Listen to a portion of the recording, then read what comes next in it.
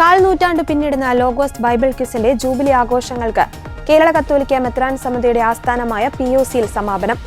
Bible society chairman bishop Mar Jose Pulickal സമാപന സമ്മേളനത്തിൽ അധ്യക്ഷത വഹിച്ചു. ലോഗോസ് ക്വിസ് എന്ന ബൃഹത്തായ സംരംഭത്തിന് തുടക്കം കുറിച്ച ബിഷപ്പ് ജോർജ് പുന്നക്കോട്ടിൽ, മുൻ Bible society chairman bishop James Anaparambil, supreme കോടതി മുൻ ജസ്റ്റിസ് കുര്യൻ ജോസഫ് എന്നിവർ മുഖ്യാതിഥികളായിരുന്നു. ഓരോരുത്തരുടെയും പേര് എടുത്ത് പറയാൻ പോയാൽ നിങ്ങൾക്ക് വീട്ടിൽ പോകാൻ നേരം ഉണ്ടാകുകയില്ല. അതുകൊണ്ട് ആദരണീയരായ വിജയരെ, ധർമ്മമായ സഹോദരരെ, വേദിയിലെ സദസ്സിൽ വന്നിരിക്കുന്നതായ അച്ഛന്മാരെ, സ്റ്റേറ്റ്സ് സഹോദരന്മാരെ,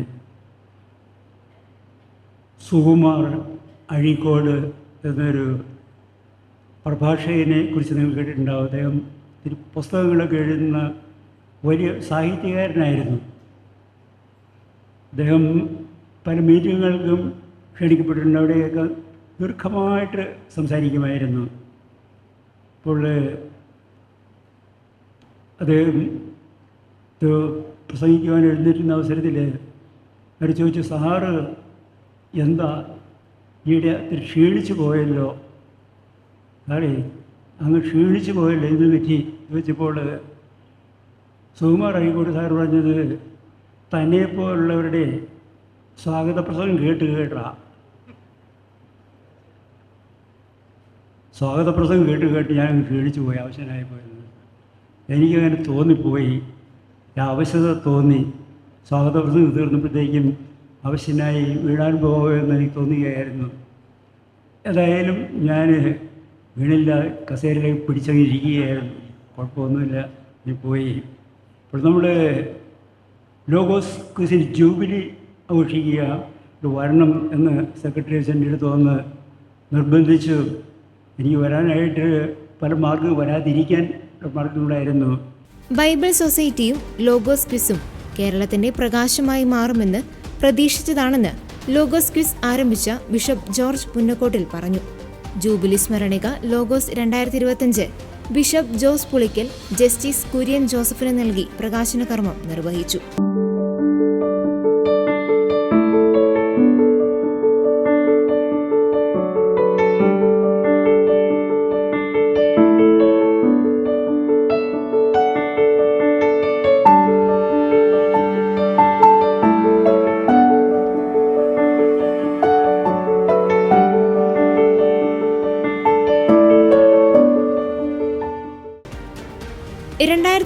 മുതൽ ലോഗോസ് ക്വിസ് വളർച്ചയുടെ മറ്റൊരു പടവ് പിന്നിടുകയായിരുന്നു. ലോകത്ത് എവിടെയിരുന്നും ലോഗോസ് ക്വിസ് ടെലിവിഷനിലൂടെ കാണുവാൻ ഫൈനൽ മത്സരങ്ങളും ഗ്രാൻഡ് ഫൈനലും ഗുഡ്നസ് TVയിലൂടെ സംപ്രേഷണം ആരംഭിച്ചു. കഴിഞ്ഞ 11 വർഷക്കാലം KCBC ബൈബിൾ കമ്മീഷനോട് ചേർന്ന് ലോകം മുഴുവനുമുള്ള പ്രേക്ഷകരിലേക്ക് ലോഗോസ് ക്വിസ് എത്തിച്ച ഗുഡ്നസ് TVക്ക് KCBC പ്രത്യേക ആദരവ് നൽകി. Logos quiz program director Dijo John അഭിവന്യ ജോസ് പുളിക്കൽ പിതാവിൽ നിന്നും ആദരവ് ഏറ്റുവാങ്ങി. 2000 മുതൽ 2025 വരെ തുടർച്ചയായി 25 വർഷം ലോഗോസ് ക്വിസ് പരീക്ഷയിൽ പങ്കെടുത്ത 138 പേരെയും ചടങ്ങിൽ ആദരിച്ചു. 25 വർഷമായി ലോഗോസ് ക്വിസിന്റെ വിജയത്തിനായി പ്രയത്നിച്ച 88 പേരെ യോഗത്തിൽ പൊന്നാടയണിയിച്ചു.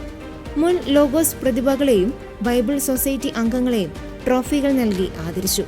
കേരളത്തിലെ വിവിധ സ്ഥലങ്ങളിൽ നിന്നുള്ള 400ഓളം പേർ പൊതുസമ്മേളനത്തിൽ പങ്കെടുത്തു. KCBC ഡെപ്യൂട്ടി സെക്രട്ടറിമാരായ reverend father Thomas Tharayil, reverend father Jacob Palakkappilly, Bible society സെക്രട്ടറിമാരായ reverend doctor Philip Thayyil, reverend doctor Cyrus Velamparambil, reverend doctor Joshy Mayyattil, reverend doctor Johnson Puthussery, reverend doctor Joju Kokkad, vice ചെയർമാൻമാരായ ജോൺസൺ, ജിസ്മോൻ, ആന്റണി പാലിമറ്റം, ജോയിന്റ് സെക്രട്ടറിമാരായ കൊച്ചുതെരേസ്യ സൈമൺ, സാബു, ജോസഫ് പന്തപ്ലാക്കൽ എന്നിവർ ജൂബിലി ആഘോഷ കമ്മിറ്റിക്ക് നേതൃത്വം നൽകി. സൊസൈറ്റിയുടെ വൈസ് പ്രസിഡന്റുമാരും സെക്രട്ടറിമാരും ട്രഷറർമാരും ഒക്കെ ആയിരുന്നവര്, അങ്ങനെ ധാരാളം പേരുടെ കൂട്ടായ കഠിനാധ്വാനത്തിന്റെ ഫലമാണ് ഈ ലോകോത്തരമായ ബൈബിൾ ക്വിസ്, ലോഗോസ് ക്വിസ് എന്ന് പറയുന്നത്. കേരള കത്തോലിക്കാ സഭയെ സംബന്ധിച്ചിടത്തോളം ലോഗോസ് ക്വിസ് എന്ന് പറയുന്നത് എല്ലാ മനുഷ്യർക്കും ഹൃദയത്തിൽ ആലേഖനം ചെയ്യപ്പെട്ടൊരു കാര്യമാണ്. അത് ആരെയും പറഞ്ഞ് മനസ്സിലാക്കേണ്ടതില്ല. എല്ലാ വർഷവും കൃത്യമായിട്ട് നിശ്ചിത സമയത്ത് ഈ ലോഗോസ് ക്വിസ് നടക്കുന്നുണ്ട്.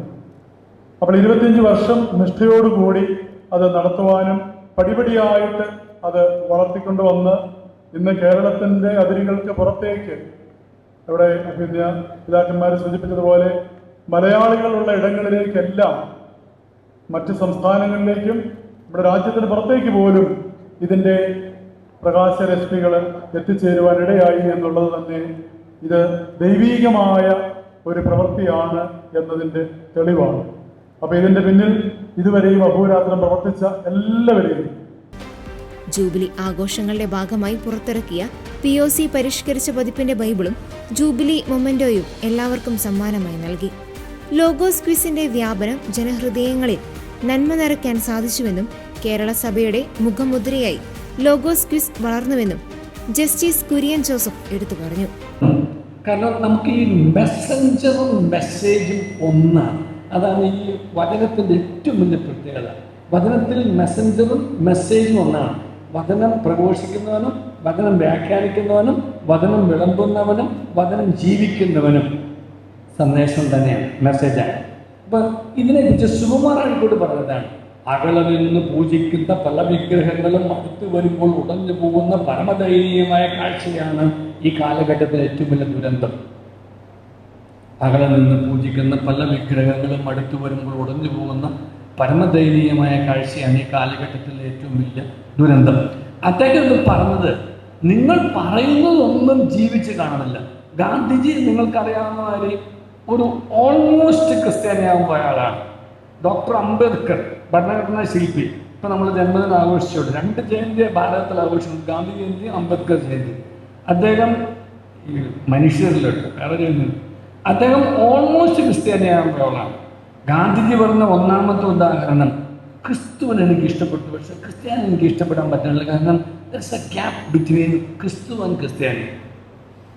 അംബേദ്കർ പറഞ്ഞു, ഈ ക്രിസ്തു മതത്തിൻ്റെ പ്രിൻസിപ്പിൾ എനിക്ക് ഭയങ്കര ഇഷ്ടമാണ്, പക്ഷേ ക്രിസ്തു മതത്തിൻ്റെ ജീവിതം എനിക്ക് പൊരുത്തപ്പെടാനും ഇഷ്ടപ്പെടാനും പറ്റില്ല. കാരണം ഇവിടെയും ഒരു വർഗം ഞാൻ കാണുന്നു, വ്യത്യാസങ്ങൾ കാണുന്നു, ഒരു ഐക്യമോ അങ്ങനെയുള്ള ഒരു വർഗരാഹിത്യമോ കാണുന്നില്ല. അദ്ദേഹം ഒരുപാട് ഈ വർഗരാഹിത്യത്തോട് അങ്ങനെ അദ്ദേഹം ബുദ്ധമതത്തിലേക്ക് പോകുന്നു. ഞാനിത് 2 സൂചിപ്പിക്കാൻ കാരണം, ഞാൻ 2 മിനിറ്റ് കൊണ്ട് എടുക്കുള്ളൂ. 2 സൂചിപ്പിക്കാൻ കാരണം, നമ്മുടെ ദൈവവചന പഠനത്തിൻ്റെ ഉദ്ദേശം നമ്മുടെ കത്തോലിക്ക സഭ ഒഴിച്ച് ബാക്കി എല്ലാ സഭകളിലും നിങ്ങൾ പങ്കെടുത്തെന്ന് അറിയാൻ പറ്റും. അവർ ഈ ലേഖനമോ സുവിശേഷമോ വായിക്കുമ്പോൾ അവർ പറയുന്നത് പാഠം 1, പാഠം 2, പാഠം 3 എന്നാ പറയുള്ളൂ. നമ്മളാണ് പറയുന്നത് വിശുദ്ധ സുവിശേഷം എഴുന്നൊക്കെ പറയുന്നുള്ളൂ. അപ്പം ലത്തീൻ ആരാധന ക്രമത്തിൽ മത്തായി എഴുതിയ, മർക്കോസ് എഴുതിയ, യോഹന്നാൻ എഴുതിയ, ലൂക്ക എഴുതിയ, യോഹന്നാൻ എഴുതിയ ഓരോ വർഷവും കൂടുതൽ വ്യക്തികൾ ലോഗോസ് ക്വിസിലേക്കും അതിലൂടെ ദൈവവചനത്തിലേക്കും ദൈവത്തിലേക്കും ആകർഷിക്കപ്പെടുന്നുവെന്നും നന്മയുള്ള സമൂഹമായി വളരാൻ സഹായിക്കുന്നുവെന്നും ബിഷപ്പ് മാർ ജോസ് പുളിക്കൽ തന്റെ അധ്യക്ഷ പ്രസംഗത്തിൽ പറഞ്ഞു. ജൂബിലിയോടനുബന്ധിച്ച് പുറത്തിറക്കിയ ലോഗോസ് ജൂബിലി പ്രമേയ ഗാനം യോഗത്തിൽ അവതരിപ്പിച്ചു. പ്രായഭേദമന്യേ കൊച്ചുകുട്ടികളെയും യുവജനങ്ങളെയും മുതിർന്നവരെയും ഒരുപോലെ സ്വാധീനിക്കുന്ന ലോഗോസ് ക്വിസ് ഇനിയും ജനലക്ഷങ്ങളെ സ്വാധീനിച്ച് 50 വർഷവും 100 വർഷവും പിന്നിടുവാൻ സാധിക്കട്ടെയെന്ന് സെക്രട്ടറി ജോജു കൊക്കാട്ടച്ചൻ തന്റെ ആമുഖ പ്രഭാഷണത്തിൽ പറഞ്ഞു.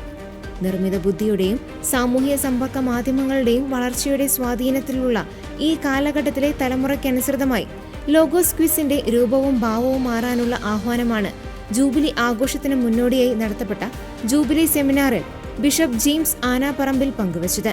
2026 ലോഗോസിന്റെ poster reverend doctor Philip Thayyil VC പ്രകാശനം ചെയ്തു.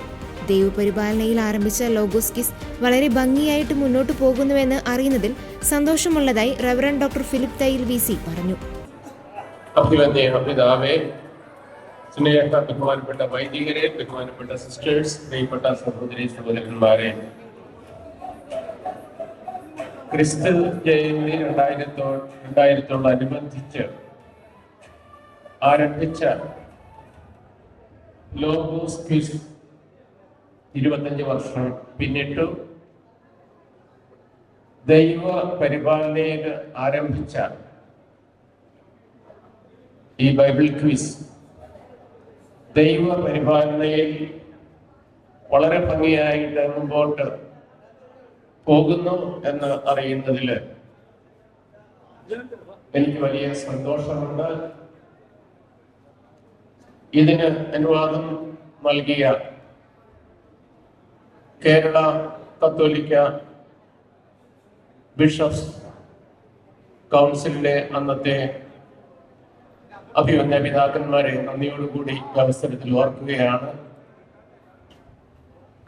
ആരംഭത്തില് അങ്ങേയറ്റം സഹകരിച്ച POCയിലെ അന്ന് ശുശ്രൂഷ ചെയ്യുന്ന ബഹുമാനപ്പെട്ട വൈദികരെയും സിസ്റ്റേഴ്സിനെയും സ്റ്റാഫ് അംഗങ്ങളെയും നന്ദിയോടെ ഓർക്കുന്നു. അതുപോലെ തന്നെ എല്ലാ രൂപതയിലെയും ബൈബിൾ അപ്പോസ്തലിക് ഡയറക്ടേഴ്സ്, ഇതിൽ പങ്കെടുത്ത എല്ലാവരെയും നന്ദിയോടെ ആദ്യമായിട്ട് ഓർക്കുന്നു. 1,00,000-ൽ കൂടുതൽ ആളുകളെ ഞങ്ങൾ അന്ന് പ്രതീക്ഷിച്ചിരുന്നില്ല. പക്ഷേ ആദ്യത്തെ വർഷം തന്നെ 1,24,000-ൽ പരം ആളുകൾ